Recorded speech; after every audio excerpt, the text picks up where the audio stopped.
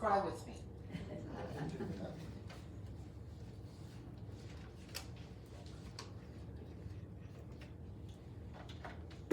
Oops. I want to say something about the flyer that our wonderful secretary made. I absolutely love that flyer because that emoji, that bit more thing looks exactly like me with the glasses on. I just think it's just perfect, you know? I love it. Okay, the importance of silence.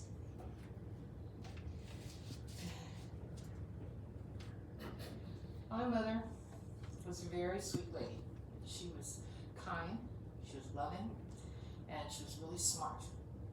And she always stayed the background. She always put my father in the forefront. My father was loud and joyful and charismatic and loved to talk. And I can remember my mother looking at my father and going, because she always knew when it was time to stop talking. She always knew.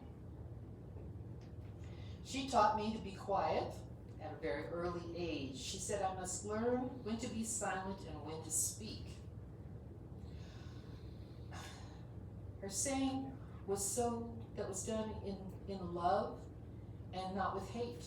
In other words, she wasn't telling me to be quiet and stop talking and children cannot be heard. She wasn't saying that. She was trying to teach me something. And it was very difficult for me to learn that because I didn't understand what that meant, because I thought as a child that I was supposed to talk all the time. Once I got my voice, I was talking and talking and talking and talking and talking. But when she said that, I was confused, because when you're that age, under 7 years old is when she started telling me this, it didn't make sense to me. It felt like a conundrum. And I was confused. It also sounded boring to me. And I didn't want to be bored. After all, I had lots to say. Little did I know that that lesson was going to save my life in many ways. It was such a simple thing that it would actually save my life on many occasions. When I was beaten and left for dead, and they were coming back to look to see if I was still alive, I held my breath, and they thought I was dead.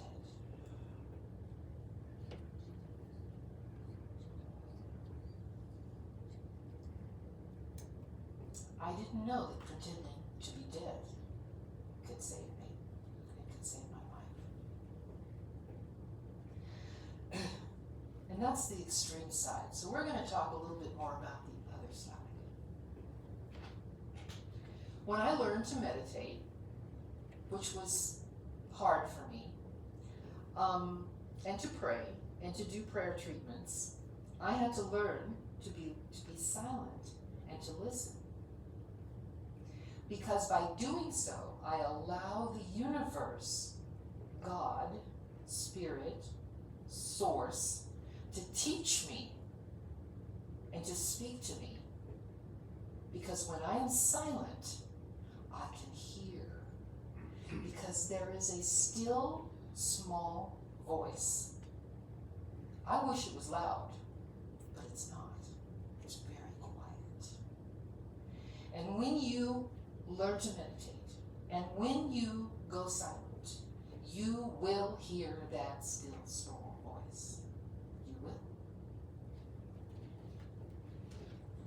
We see all the time, I don't know what to do. I don't know what to do. What do I do? How do I fix this? How do I make this better? How do I get well? How do I get healed? How does my life get better? If we would just get silent and listen, the universe, God, Source, Spirit will tell you exactly what to do. But you have to get quiet and you have to get silent so that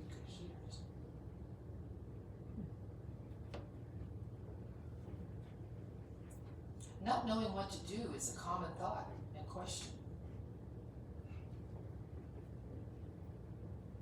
So we think that by talking and talking and talking and talking, that somehow it's going to make it better.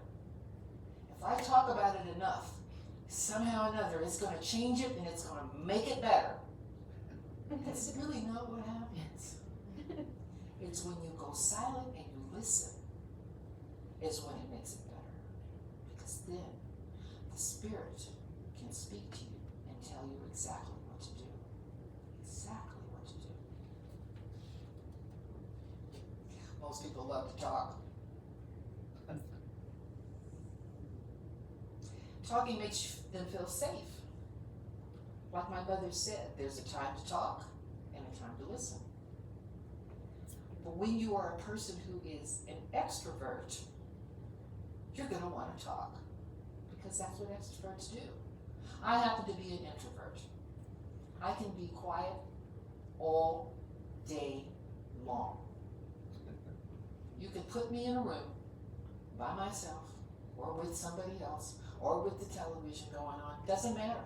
I can be quiet all day long. It doesn't bother me. I'm an introvert. But when you are an extrovert, it's hard. It's hard. I understand that. But it's really important to get that under control. Because in my way of thinking,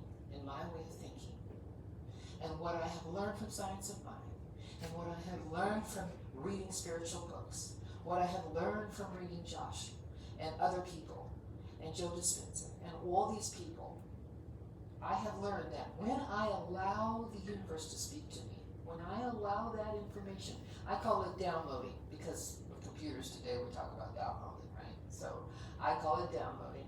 When that happens, you get the answers that you need so that you can live your life in a better way. Do you know that there are monks on the planet that don't talk for decades? Can you imagine that? Not talking for 10 and years and years and years. It just blows my mind. It really does. Because even though I'm an introvert, every once in a while I have to talk. Obviously I'm up here talking, right?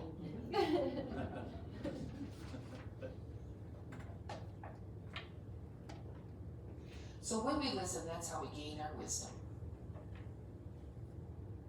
If you listen, the wisdom will be imparted to you. It will. It might sound like something really silly, and it might sound like something really profound. But if you listen, the wisdom will be imparted to you. I know you guys hear about psychics and mediums and all those types of people. That's what they're doing. They're downloading information from the universe, telling them what to say, and giving that information to people. That still small voice is where the wisdom comes from. There is a huge payoff for listening to your still small voice. Some people meditate to get quiet. They want to hear, so they get quiet, so that they can hear.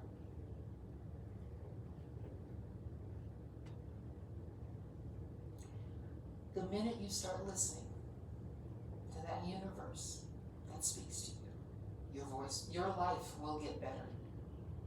I can promise you that. I can promise you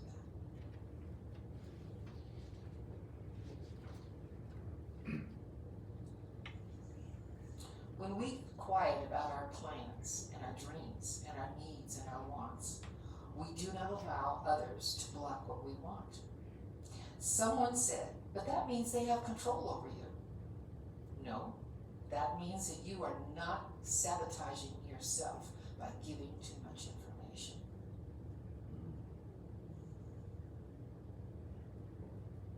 Should I repeat that? Yeah. When you're quiet about your plans and needs and dreams and wants, we do not allow others to block what we want. Someone said that means that they have control over us, and that is not true. That means that you're not sabotaging yourself by giving too much information.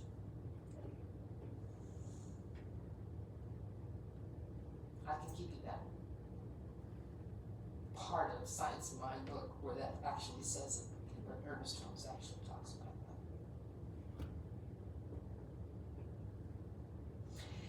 It's not just for you and me, it's for everybody.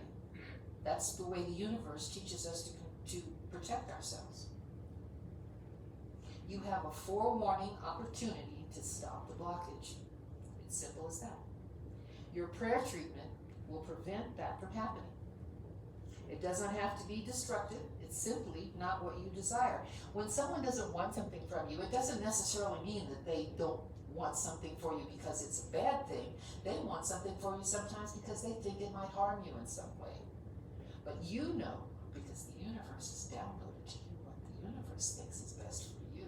And so it's your job to make sure that you do what you think is best for you. And not what's best for somebody, or what somebody else thinks is best for you.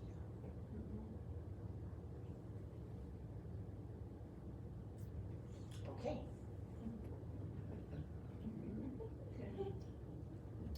The first talk I heard at the Center for Spiritual Living, which was called the Church of Religious Science at that time in Redondo Beach, was about not sharing your plans until you manifest them completely. That sounds like an easy action to take, doesn't it? I have to let you know it's not. It's very hard. Because we want to share what we want to do. Because that's just what a lot of people do. It's simple, but it's not easy. People need to talk. It is what we do. Talking is not a bad thing. It's a good thing. Most people talk too much and wonder why they don't manifest what they need. Their manifestation is dissipated into smoke and mirrors, and they wonder why nothing works out for them. Ooh. Celebrities that practice silence.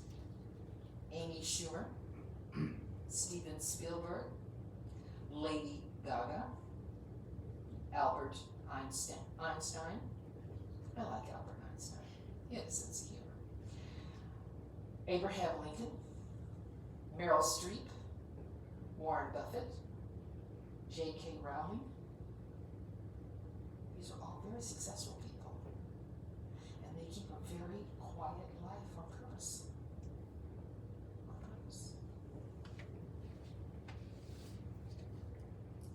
Meryl Streep was told when she went to become an actress that she couldn't be an actress because she wasn't pretty enough. And she said, I'll show you. Didn't she? She's a very, very successful actress. And I think she's beautiful. How about that? So you say, I'm an extrovert, and I like being an extrovert. You don't need to stop being an extrovert. Simply contemplate what you say before you say it.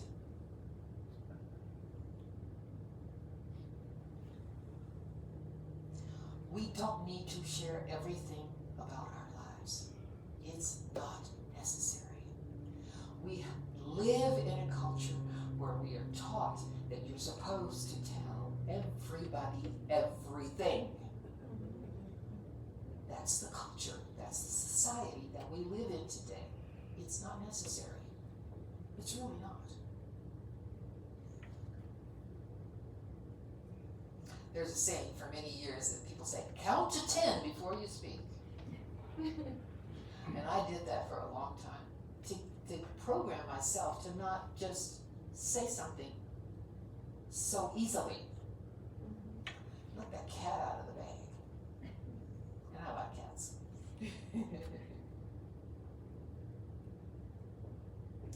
After a while, when you learn the power and the importance of silence, you will notice a positive part in your life. You will see a difference. Some people say, but aren't I keeping secrets and aren't I being, aren't I not letting people know about me and I'm being too secretive? No. It's not about keeping secrets. No. It's only about being selective about what you share. That's all. If you have a business deal coming up to make a lot of money, don't tell anybody. Just do the business deal. Just do it. Then after it's successful, now you tell somebody. Now I can tell you right now that there are going to be people who don't agree with what I'm saying. And you know what? That's okay too.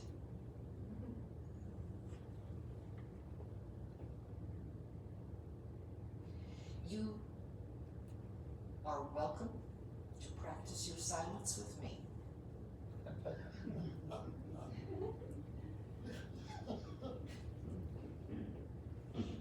Did you catch that? I hope you did. By the way, you're in pretty good company with the list that I shared. All those people that I shared in that list are very successful people. And they talk about their power of silence. If you read about them, they will tell you. Allow yourselves to win. Because you see, that's my bottom line. I want everybody in this room and on this planet to be powerful. I want you to be powerful. I say that all the time, and I'm not just saying that to hear the sound of my voice. I want everyone